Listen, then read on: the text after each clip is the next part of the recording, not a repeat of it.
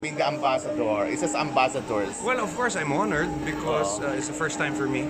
And kami ni Casey Tandingan, hindi words back.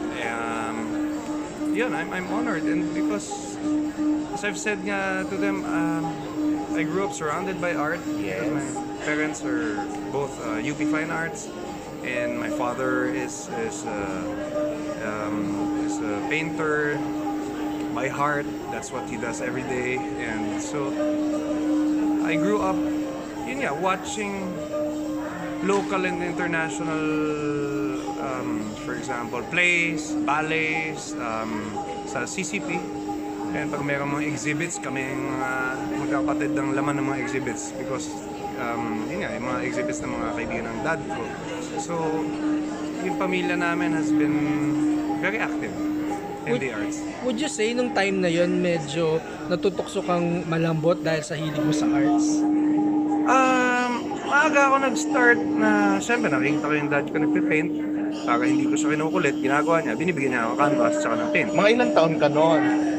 As far back as I can Remember talaga? Oh, so para... Even before Joey and Son? Oh, before that. Kasi pag nagpipaint siya, pupunta ako sa studio na. Oh my God, yung Tapos lit-lit para mo hindi pa nga noon. niya ako kulitin, bibigyan niya ako canvas tsaka ng pintura. Oh. And then,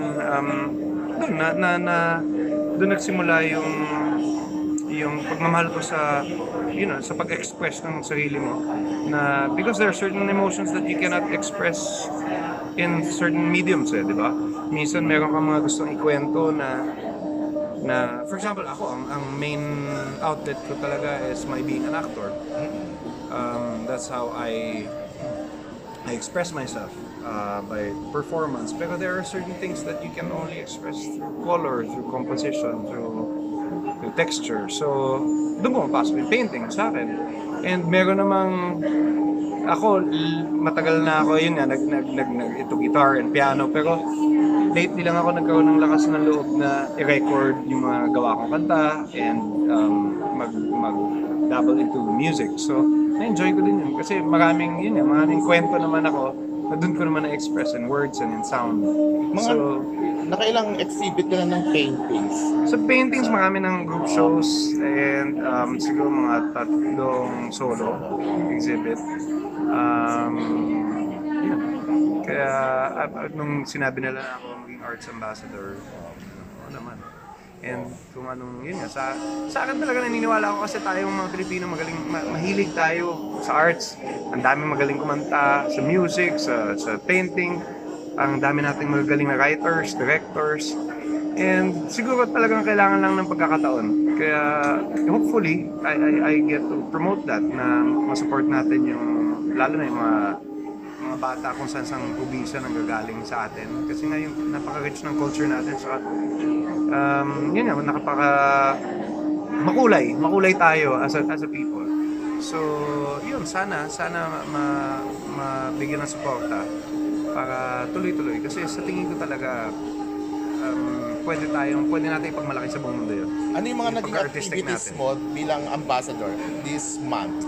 Mga napuntahan mo? Ito pa lang yung first. Kasi nga it's binibigyan ng parangal ang mga nanalo ng award sa ibang bansa. Yes. Nung the last year yata. And ako naman, sinuwerte na nanalo ng Best Actor sa Portugal for the movie Ilawod. And so kasama ako sa awardees ng Ani ng Bangal. Para ikaw lang yung may acceptance speech. Wala. Kaya lang... Saka wala rito si KZ at saka si Pia. Pia. Pero dahil nga recipient ako, and sabi nila, since ikaw rin yung arts ambassador, yun pala. in behalf of the recipient, sabi nila ikaw na mag-bigay speech. Okay, pressure, pero okay. so yun. Andun ngayon sila Ogie sa Fantasporto ba yun? Yes, Kuya West. Sa West? andun Oo, sila ngayon? Andun sila ngayon. Nice. So, Good luck sa kanila. talaga. How was your experience ba doon? Wala ako doon, hindi ako nakapunta.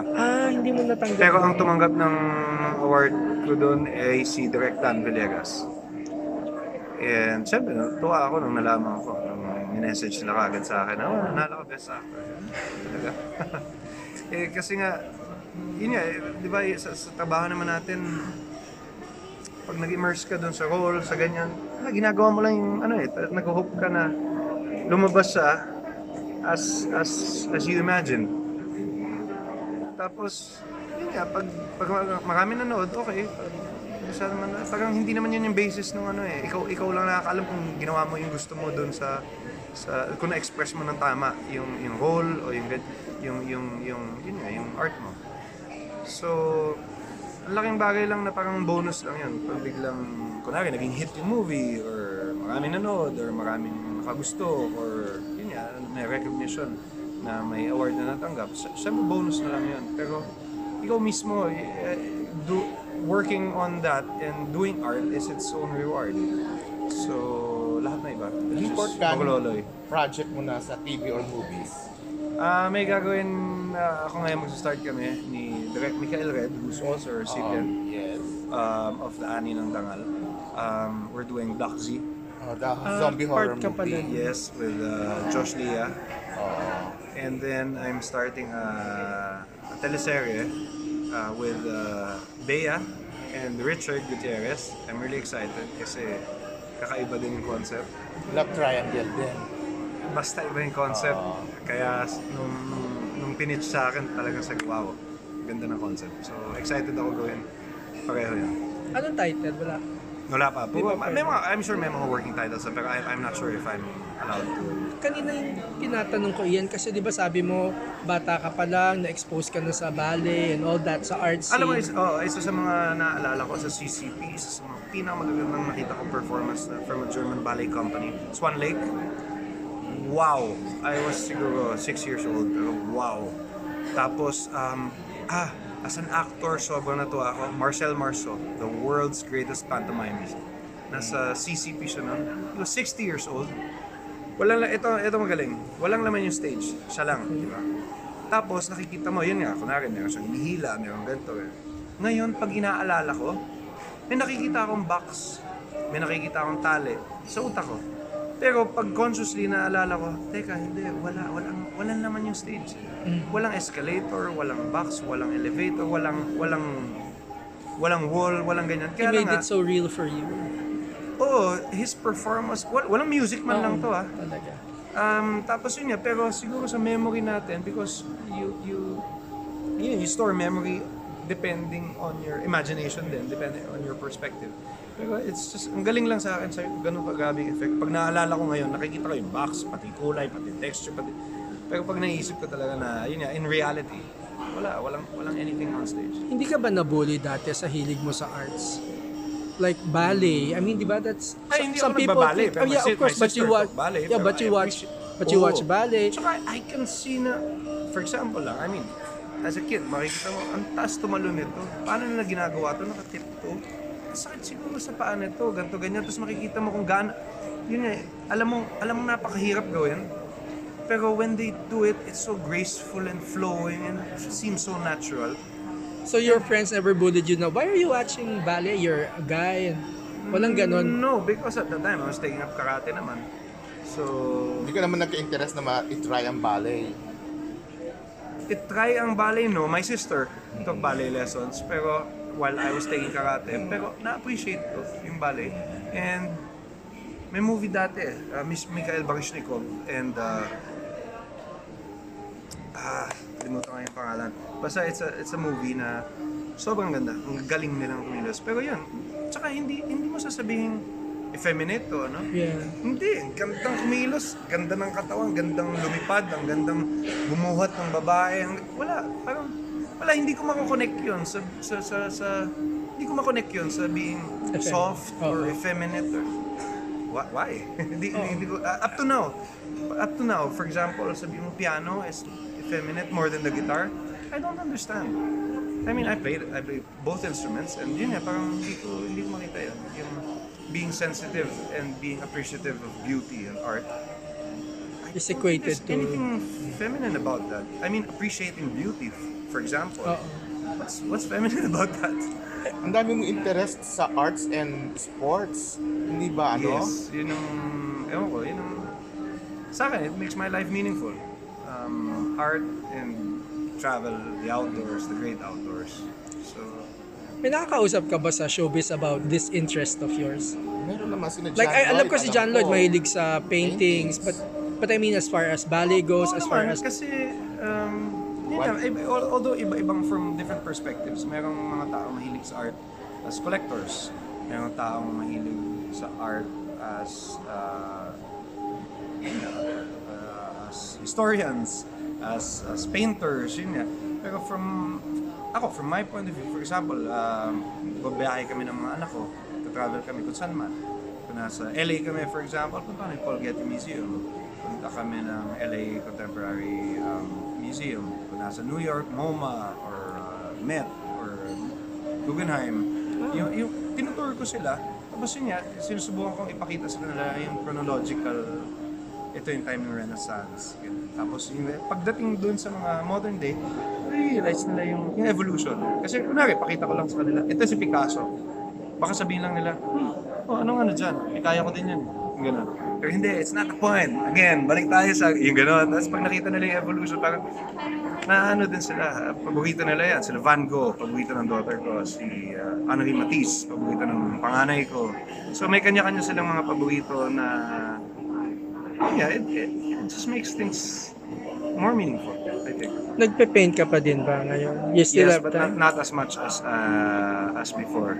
Kasi para sa exhibit, I have to spend, I don't know, at least 6 months doing nothing but that, with monk-like focus. Kasi hindi ko kaya yung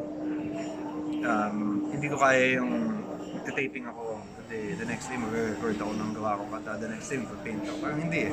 Iba-ibang channel siya eh. Parang I think we use a different part of the brain to express colors and texture, ibang part of the brain for shooting or taping. So, Do you sometimes wish people would go more to museums than mall, or would go watch ballet than a pop concert? yes, but at the same time, it's part of the evolution. It tells us about the psychology of our time.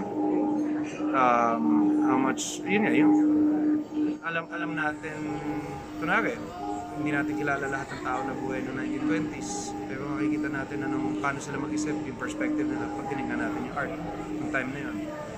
And you cannot avoid art. It's not something that you have to pursue actively. I see. Because you cannot avoid it. When you wake up in the morning, you choose your clothes. You make sure tama yung tiklop mo ng ganito. Tinitikip mo yung panyo mo. Pag nagsiset ka ng breakfast mo, yung plato mo, you cannot avoid art, whatever you do. It's there. It's there. It's part of you, and it's human nature. You appreciate beauty. Nobody has to describe to you anong maganda, anong pangit, anong ganito, anong graceful, anong hindi.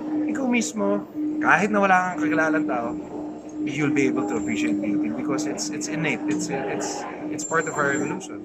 So it's not something na let's pursue it kasi at saka yun hindi ako naniniwala na ang art pang elitista, pang social yan, mamahalin. Hindi eh. Kahit sino sa atin, kahit na mambubukid ka, there's an art form na may ginagawa ka lagi. The art of doing this, the art of doing that, lagi science and art, they come hand in hand always. So we cannot avoid that. So local actors na into sports and arts, naisip ko si Goma. Are you into politics din kaya? No, definitely not. I'm apolitical. Never. As a person, wala lang sa personality ko. Wala rin akong hiling. Kaya pag ako tumakbo, pwede ba huwag niyo ko iboto? Please. Kasi hindi bagay sa akin. Pero sumusuporta ka? Like if people ask you, will you support my candidacy? That's something to think about. Pero kung pwede sana, I don't want to influence people. I mean, people are smart enough to have their own judgment. And who am I to tell you who's a better this or a better that? It's just speculation based on my opinion. And why is my opinion more valuable than yours? Diba? You have your own opinion, I have my own opinion, and that's your basic human right to choose who you want to vote for. So I don't want to influence you. And just as I don't want anyone to influence me. I mean, that's my, diba? So, yun lang. Sa akin, I want to respect. And I want to be respected that way, and I want to respect people also in that way. Okay.